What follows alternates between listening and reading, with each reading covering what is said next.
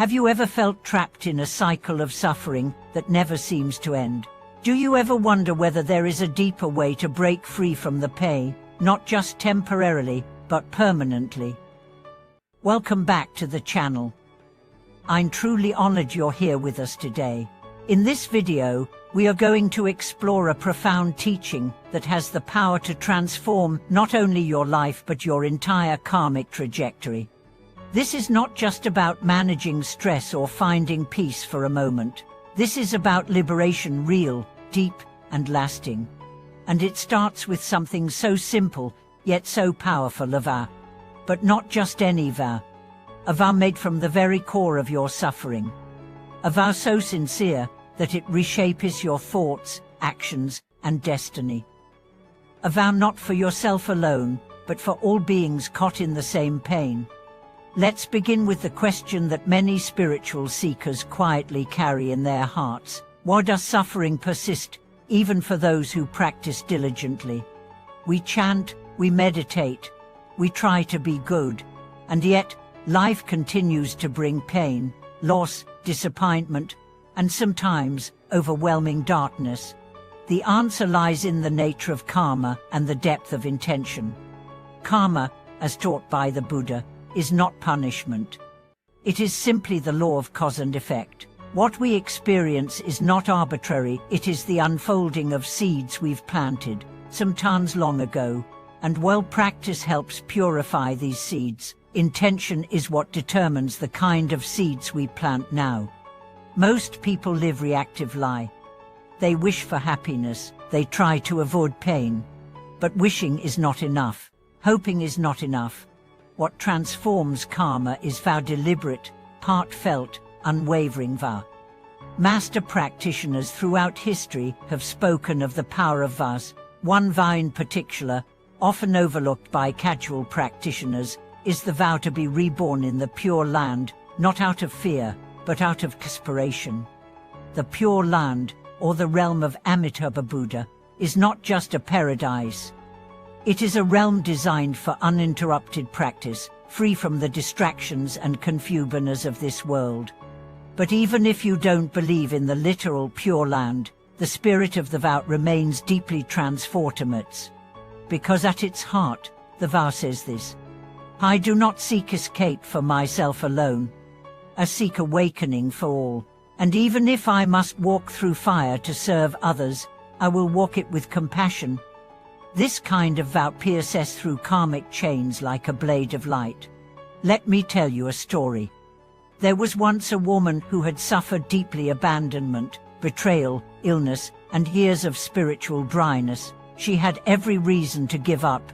But one night, in the quiet of her small room, she knelt before a simple image of the Buddha and said, "Let my pain not be wasted. Let it serve as fuel for others' freedom. Let me return, again and again, until every being is free." From that day forward, her life changed, not because her problems disappeared, but because her heart expanded. She no longer viewed suffering as a prison, she viewed it as a path, and her vow became her wings. This is the secret the ancient masters knew. Suffering alone does not purify. What purifies is what you do with it. You can turn pain into bitterness, or you can turn it into a vow that says, I will not let my life be defined by wounds, but by the healing I offer. A vow that says, I will not run from hell, I will walk into it, if it means I can light the way for someone else. The great Bodhisattvas did not attain their state by avoiding pain. They attained it by embracing all beings' pain as their own, and vowing not to rest until liberation was universal. This might seem overwhelming, but it begins small. It begins when, instead of asking why me, you ask, how can I serve through this? It begins when, in the middle of your darkest night, you whisper not for escape, but for courage. It begins when you understand that your vow is not a promise to be perfect, but a commitment to keep going, no matter how many times you fall.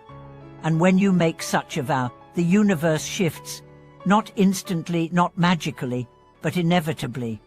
Doors open, clarity arises, fear lessens, because now you are aligned not just with your own survival, but with the sacred current of compassion that runs through all existence. Even the hell realms in Buddhist cosmology are not eternal. They are impermanent states created by delusion, hatred, and attachment. And just as they are entered through karma, they are exited through awakening. Your vow becomes the bridge. Every time you choose love over revenge, patience over reaction, truth over comfort, you build that bridge.